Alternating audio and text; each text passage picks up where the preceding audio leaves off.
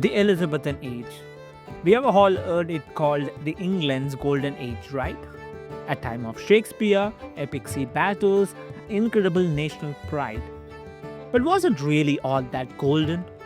Well, in this video, we're going to peel back the layers and look at the chaos, the conflicts, the incredible creativity that really define one of the most fascinating periods in English history. This famous line from Shakespeare pretty much nails the entire vibe of the era. What a piece of work is man. It's pure renaissance. This really powerful and optimistic belief in what humans could actually achieve. And that idea was just catching fire across the England. Okay, so let's start here. What actually defines this period? What was the magic ingredient that turned England into this cultural and exploratory powerhouse?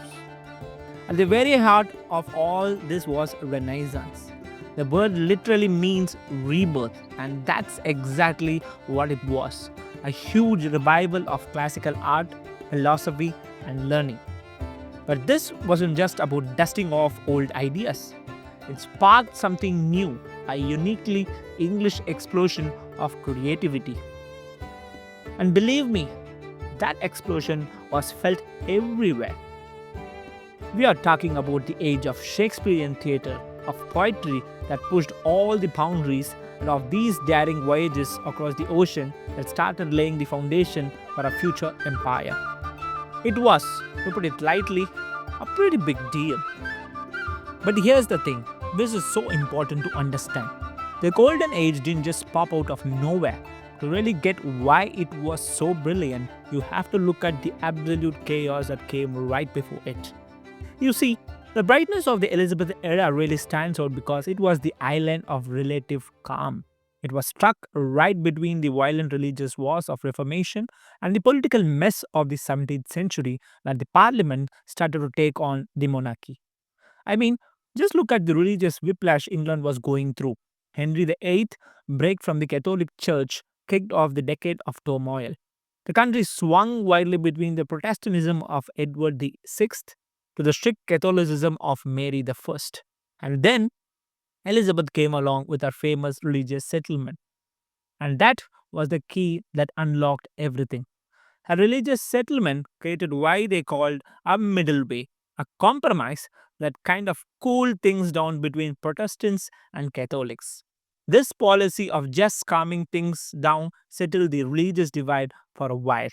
And that internal peace, that was the foundation that everything else was built on.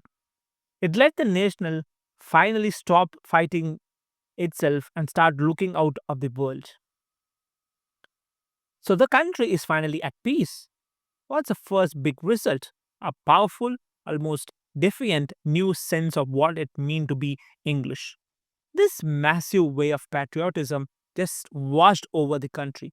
The English started to see themselves as special, maybe even as God's chosen people. There was immense pride in England's growing power, and that fueled a new love for all things English, especially its language and its stories. And all that confidence, all the national pride, it all came to a head in one single history changing year, 1588. This is when a tiny English navy, helped out by some serious bad weather they called the Protestant wind, defeated the unbeatable Spanish Armada. It was a total David versus Goliath moment, and it was cemented England as the top naval power in Europe. National pride went into absolute overdrive. So, you're the new king of the seas. What do you do next? Well, you start exploring, of course. And that kicked off the next major chapter of the age, a bold new era of global ambition. Suddenly, explorers were like rock stars. Guys like Sir Francis Drake sailing around the world, riding Spanish treasure ships. People couldn't get enough of it. At the same time, England started settling up its first colonies in America and founded the huge, powerful East India Company. The country was starting to think globally. And let's be clear, this wasn't just about adventure for adventure's sake. These voyages, these colonies, these giant trading companies These were the very first seed of what eventually grew into a massive and often controversial British Empire. But with all these sailings and empire building, you could argue the most lasting legacy of the Elizabethan age happened right at home with the explosion of art and literature that is still just mind blowing. You see, these conditions were just perfect. The nation was stable, it was proud, and that created a perfect environment for artists and writers to just let loose and create. I mean, English literature really came of the age here. Drama hit an unbelievable peak with the genius of Shakespeare and Christopher Marlowe. Poetry was everywhere, in songs, in books, you name it.